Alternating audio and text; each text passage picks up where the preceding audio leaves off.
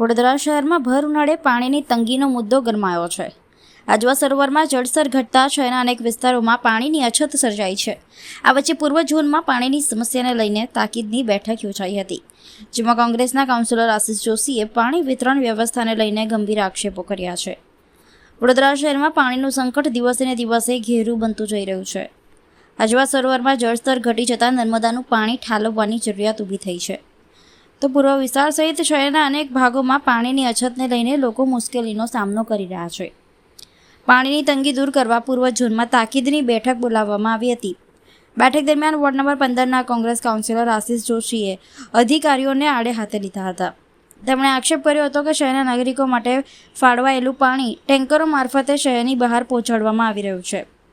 આશિષ જોશીએ ટેન્કર સંચાલકો અને કોન્ટ્રાક્ટરોને પાણીના બુટલેગરો ગણાવતા જણાવ્યું હતું કે જીપીએસ ટ્રેકિંગના આધારે એવા પુરાવા મળ્યા છે કે પાણીના ટેન્કરો શહેરની બહાર ગામડાઓ અને ખેતરો સુધી પહોંચ્યા છે। શહેરમાં પાણીની તંગી હોવા છતાં કેટલાક કોન્ટ્રાક્ટરો પાણી માફિયાની ભૂમિકામાં કામ કરી રહ્યા હોવાનો પણ તેમણે આક્ષેપ કર્યો હતો। તો બીજી તરફ વોર્ડ નંબર 15ના ભાજપના કાઉન્સિલરોએ પણ વિસ્તારમાં પાણીની અછત હોવાની વાત સ્વીકારી હતી। શહેરમાં પાણીના સંકટને ધ્યાનમાં રાખીને આજથી 1 મહિના માટે પાણી કાપનો અમલ શરૂ કરવામાં આવ્યો છે। આજે પૂર્વ ઝોનની વોર્ડ 15ની સંકલનની બેઠક પરિચય બેઠક પણ હતી, ત્યારે મારી સાથે સાથી 3 કાઉન્સિલર સત્તાધારી પક્ષના પણ એક જ અવાજે પાણીના ટેન્કર અને પાણીનો સમગ્ર વિસ્તારમાં જે પ્રશ્ન છે એ ઉપાડ્યો છે। આ શહેરની અંદર પૂર્વ વિસ્તાર જાણે અડખામણો હોય એ પ્રમાણે પાછલા 5 વર્ષમાં પાછલી બોર્ડના સત્તાધારી પક્ષના નેતાઓ અને અધિકારીઓ જે પ્રમાણે વેલજી રત્ના સોરઠિયાને સાચવીને હજુ સુધી નવી પાણીની લાઈન આજવાથી નિમેટા તો આવી, પણ નિમેટાથી સરદાર એસ્ટેટ સુધી નથી લાવી શક્યા। નવું પાણી માન્ય કમિશનર એપ્રિલ મહિનામાં આવશે એ પ્રમાણે પણ જવાબ આપ્યો હતો।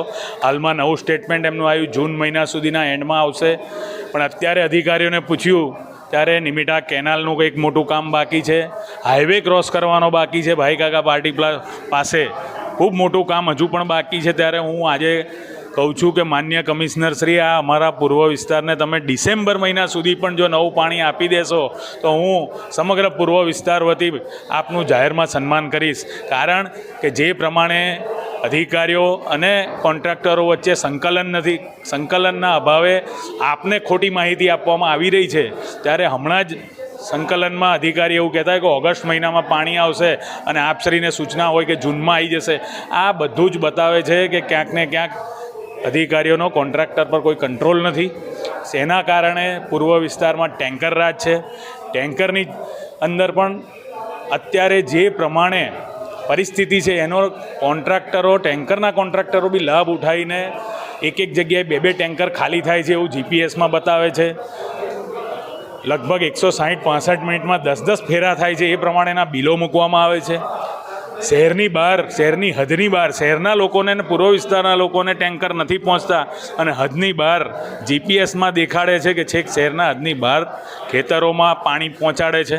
તો આ બધી જ બાબતો અધિકારીઓના ધ્યાને હોવા છતાં પણ થઈ રહ્યું છે અને બિલો પણ મંજૂર થઈ રહ્યા છે, એ બહુ ગંભીર બાબત છે। જે વોર્ડ પૂર્વ વિસ્તારમાં પાણી વોર્ડ નંબર 15માં વિવિધ મુદ્દાઓ બાબતે આજે મિટિંગ કરવામાં આવેલી હતી।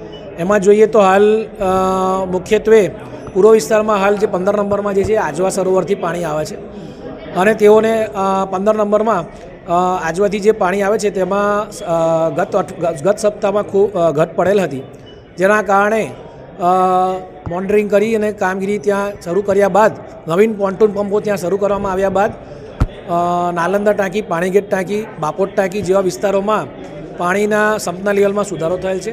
તેમજ 2 દિવસ અગાઉ જે પરિવાર ચાર રસ્તા પાસે રૂક્ષ્મણી પાર્ટી પ્લોટ પાસે એક લીકેજ મુખ્ય ફીડર લાઈન પર લીકેજ મળી આવ્યું, જે લીકેજ પણ તાત્કાલિક ધોરણે વિધિન 24 કલાકમાં જ એને બંધ કરતા આ જે વિસ્તારમાં જે છે એ પાણીનામાં જે સ્તરમાં એટલે સંપના લેવલમાં સુધારો થયેલ છે।